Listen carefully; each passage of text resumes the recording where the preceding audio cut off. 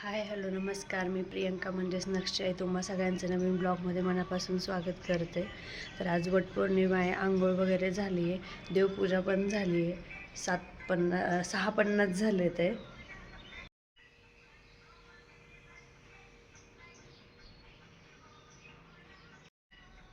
6:50 झाले ते. आता स्वयंपाकाची तयारी वगैरे करते. स्कूलला पण जायचं आहे, त्याच्यामुळे उरकायचं आहे. पूजा मी आल्यावर करणार आहे स्कूलमधून.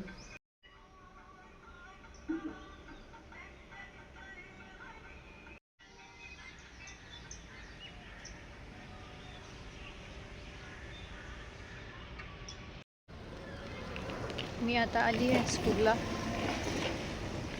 12-12:30ला स्कूल सुटणार आहे. त्याच्यानंतर आता पूजा वगैरे करणार आहे. घरचं सगळं आवरून आली आहे. कसं जातो आहे आजचा दिवस. सकाळी 12:20पर्यंतच मुहूर्त होता वड पूजण्यासाठी. त्याच्यामुळेच मी स्कूलमधून 11:30लाच माघारी आले होते आणि तयार व्हायला पण माझ्याकडे वेळ नव्हता. फक्त साडी घातली आणि पटकन पूजेची तयारी करून घेतली आणि पूजा करायला खाली आले. म्हणतात मुहूर्तामध्येच टाईममध्येच पूजा केली पाहिजे, म्हणून मग मी तसेच पटकन फक्त साडी घातली आणि वड पूजण्यासाठी आले. तर इथे खूप साऱ्या बायका खूप छान नटून थटून आलेल्या होत्या. कोणी गजरे लावलेले होते, तर कुणी खूप छानसा मेकअप तयार केलेला होता आणि छान त्यांचं पूजा वगैरे करून झाल्यानंतर एका साईडला फोटो सेशन पण चाललेलं होतं. आणि मी पण आपली साधी सिंपल अशी पूजा करून घेतली. वडाची ओटी वगैरे भरण्यासाठी मी ब्लाऊज पीस आणि गहू वगैरे आणले होते. तर ते गहू वगैरे ठेवून छान वडाची पूजा केली. इथे काही भागांमध्ये 5 सुवासिनींना हळदी कुंकू लावून आंब्याने त्यांची ओटी भरतात, पण आमच्या इकडच्या अहिल्यानगर भागात मी तरी अजून पाहिलेलं नाही आहे. आणि आमच्या इकडे पण असं काही करत नाही, ओटी वगैरे भरत नाही. तर आंबा वगैरे गहू वगैरे देऊन. पण इथं काय वेगवेगळ्या भागातील लोक राहतात, महाराष्ट्रामधील कानाकोपऱ्यातील. तर त्याच्यामुळे प्रत्येक भागातली परंपरा पण वेगवेगळी असते. तर ज्याच्या त्याच्या परंपरेनुसार सण साजरी करत असतो.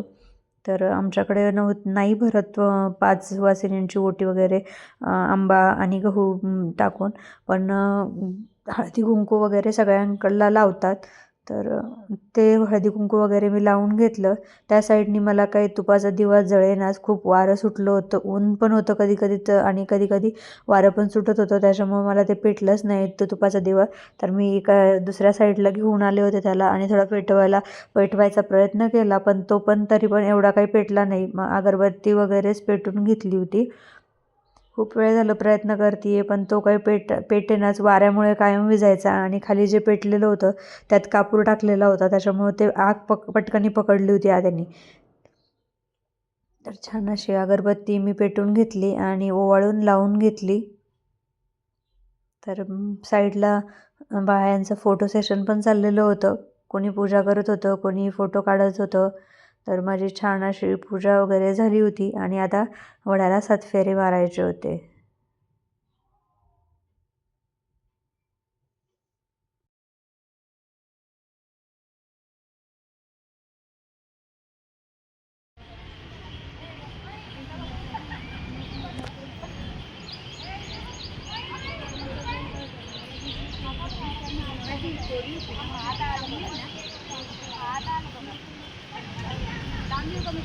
नाही जवळ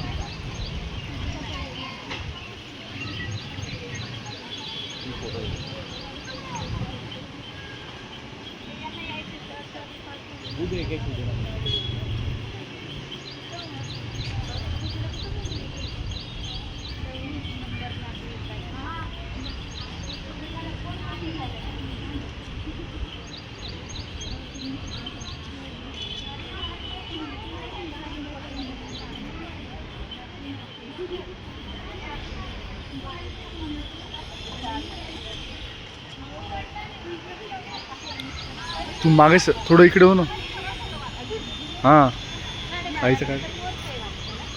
अरे ह्याच्यातून देता येईल ना त्यांना फोटो, वहिनींना त्यांच्याकडून व्हिडिओ पण घेता येईल ना आपल्याला ताईंकडून.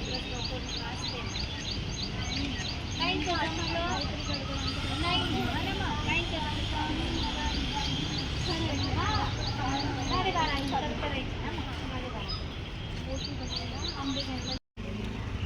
पूजा वगैरे झाली आहे आणि घरी चालली आहे मी आता. पावसाचं पण खूप वातावरण झालेलं आहे, येतोय काय माहीत. पूजा करून आता घरी जाऊन उपवास सोडायचा आहे.